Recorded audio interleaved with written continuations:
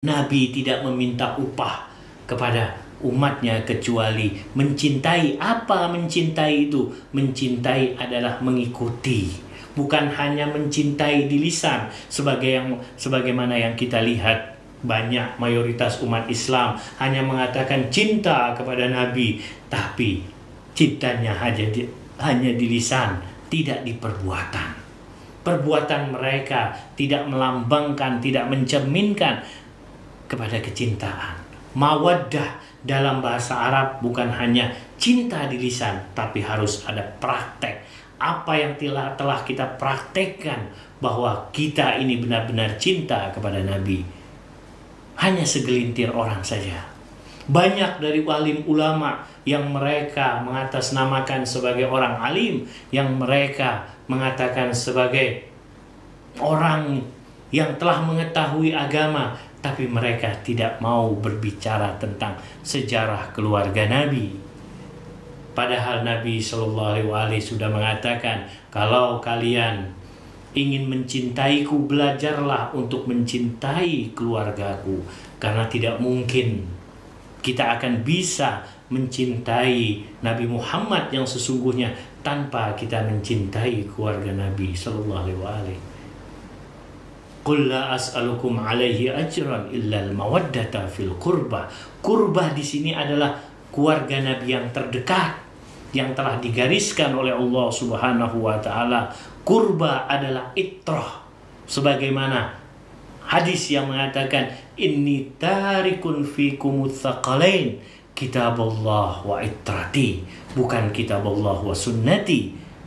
Kitabullah wa sunnati adalah riwayatnya sangat sedikit sekali, tapi yang meriwayatkan kitabullah wa itrati ratusan perawi. Karena itu hadis kitabullah wa itrati hadisnya mutawatir, bahwa aku meninggalkan kepada kalian, kepada Nabi Muhammad bersabda, aku tinggalkan kepada kalian inni tarikun fikum tsaqalain. Apa? Dua pusaka yang besar, tsaqalain. Kitab Allah yaitu Al-Quran, dan yang kedua adalah keluargaku, imam pengganti setelahku wafat. Mereka lah yang akan menjelaskan isi Al-Quran. Mereka lah yang akan menjelaskan isi dari hadis-hadis atau riwayat Nabi. Mereka lah yang akan menjaga syariat-syariat agama ini yang telah digariskan oleh Allah Subhanahu wa taala. Itu adalah itrah Ahlul Bait Nabi yang wajib kita cintai dengan mengikutinya. Ati'ullah wa ati'ur Rasul wa ulil amri minkum. Ulil amri adalah Ahlul Bait Nabi, bukan ulil amri pemerintahan yang bergelimang dengan korupsi dan dosa. Bukan. Apakah kalian mau mengikuti penguasa yang zalim, yang telah merampas hak-hak rakyatnya? Kan tidak mungkin. Apakah kalian akan mengikuti mereka-mereka yang telah membunuh dan bersongkol dengan pembunuhan keluarga Nabi? Mana yang kalian akan ambil? Perkataan-perkataan atau hadis-hadis yang diriwayatkan oleh keluarga Nabi atau oleh orang lain? Mana yang lebih kuat perkataannya atau hadisnya? Perkataan atau hadis yang muncul dari keluarga Nabi atau dari orang lain? Jelas dari keluarga Nabi. Yang pertama, itulah kenapa mazhab Ahlul Bait, pencinta Ahlul Bait Syiah Imamiyah mengunggulkan, mendahulukan keluarga Nabi. Karena wasiat Nabi, karena diwajibkan oleh Nabi untuk taat mengikuti keluarga Nabi setelah Nabi wafat. Itu adalah perintah Rasulullah, perintah Allah Subhanahu wa ta'ala.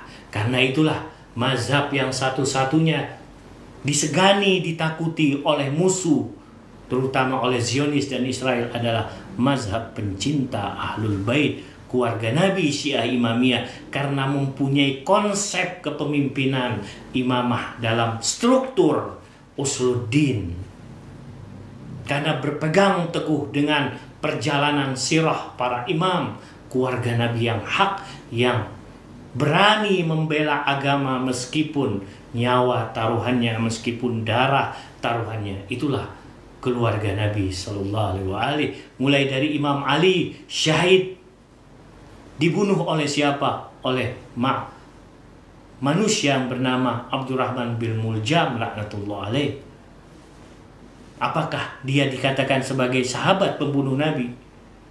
Siapa yang membunuh Al-Imamul Hasan, istrinya sendiri, atas perintah penguasa Muawiyah? Apakah dikatakan dia sebagai muslimah? Siapa yang membunuh Al-Imamul Husain, Yazid bin Muawiyah laknatullah alaih dan kroni-kroninya? Apakah dikatakan pembunuh ini sebagai orang muslim, mukmin, umat Nabi Muhammad? Pakai akal dan hati nurani kita. Siapa yang membunuh Al-Imam Ali Zainal Abidin, putra dari Al-Imamul Husain, kalau bukan penguasa juga? Semua imam dari garis keturunan yang berjumlah 12 imam yang telah digariskan oleh Allah Subhanahu wa Ta'ala melalui nabinya, semuanya syahid di tangan musuh-musuh Islam yang mengatasnamakan umat Nabi Muhammad dari penguasa Bani Umayyah dan penguasa Bani Abbasiyah. Ada yang dipenggal, ada yang diracun. Itulah syahadah. Apakah ada manusia yang berani mengorbankan dirinya untuk tegaknya agama Islam? Kalau bukan keluarga Nabi Sallallahu Alaihi Wasallam, mulai dari dipenjarakan, diisolasi, diintimidasi, bukan hanya kepada imam saja, kepada pengikutnya pun demikian. Para pengikut-pengikut Ahlul Bait pada zaman Bani Umayyah, Bani Abbasiyah dizolimi, disakiti, dibunuh. Kalau sampai bersekongkol dengan keluarga Nabi, bahkan memuliakan keluarga Nabi, akan dibunuh. Berapa banyak keluarga Nabi yang disalib di tangan penguasa Bani Umayyah dan Bani Abbasiyah, tapi mereka rela mengorbankan nyawanya demi keluarga Nabi.